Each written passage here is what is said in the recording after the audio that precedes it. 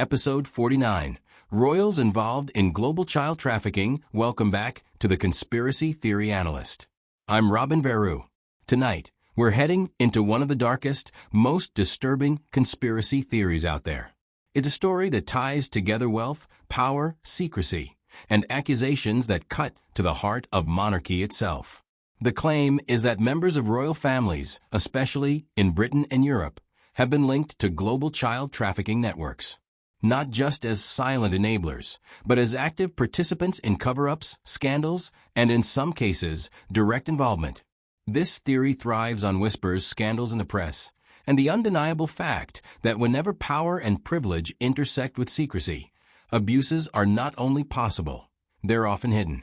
Detailed explanation: the roots of this theory go back decades. In Britain, suspicions of elite child abuse grew during the 1970s and 80s, when high-profile figures in politics, entertainment, and aristocracy were accused of exploiting minors. Scandals involving figures like Jimmy Savile, who was closely connected with politicians and even had ties to the royal family, fueled the belief that the abuse was not isolated, but systemic. Over time, the theory expanded. It became less about individuals and more about a global network, a secret world where the powerful protect one another from accountability. Accusations include cover-ups within Buckingham Palace, secret involvement in scandals like Jeffrey Epstein's trafficking network, and the idea that monarchs use their influence to silence victims and journalists. Core elements of the conspiracy: royal connections to scandals, high-profile figures like Prince Andrew, facing accusations of association with convicted traffickers.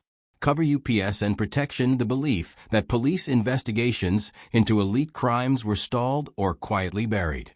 Historic abuse allegations, theories tying back to aristocrats in the 20th century who were shielded from exposure. Global trafficking networks: the claim that monarchs and aristocrats are not only aware, but benefit from organized abuse rings. Silencing of victims' accounts from alleged survivors who describe being ignored, dismissed, or threatened when speaking out. Evidence for and against evidence for real scandals exist, including Prince Andrew's association with Epstein, which has been widely reported. The Savile case showed how someone with connections to royalty could avoid exposure for decades. Historical examples of aristocrats shielded from prosecution feed suspicions of systemic protection. Evidence against. Concrete proof of royal family members directly engaging in trafficking is limited and often anecdotal.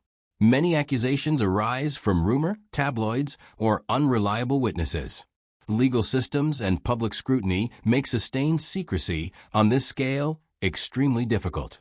Pros and arguments in favor: believers argue that when you combine power, secrecy, and inherited privilege, the perfect environment for abuse exists.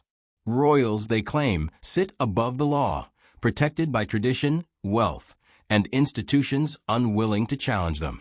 The fact that scandals like Epstein's actually happened gives weight to the possibility that other, even darker networks are hidden from public view. Cons and arguments: against skeptics push back, saying that while scandals exist, extrapolating them into a global royal-run trafficking ring is a leap. They argue that conspiracies often grow from real sparks, like Andrew's case, but then expand into sweeping, unsupported claims. And they note that public fascination with royal families means that rumors are magnified.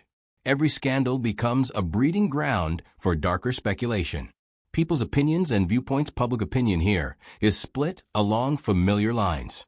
Some see royals as relics of an outdated system, symbols of wealth and secrecy, and are inclined to believe the worst. For them, these conspiracy theories fit into a broader narrative about elites abusing ordinary people. Others view the stories as exaggerated, fueled by anti-monarchy sentiment or the internet's appetite for scandal. But what's undeniable is the cultural impact.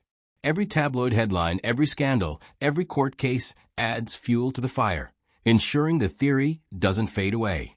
Conclusion: so, do royals play a role in global child trafficking? Here's what we can say: there are real scandals, real connections, and real cover-ups that give this theory oxygen. But the grander claims of organized royal-led networks remain speculative, unproven, and in many cases, impossible to verify. And yet, the persistence of the theory reflects something deeper. A mistrust of power. A suspicion of institutions that claim to be untouchable. A belief that when there's enough smoke, there must be fire. This has been the Conspiracy Theory Analyst. I'm Robin Veru. Don't forget to rate and follow on Spotify for more.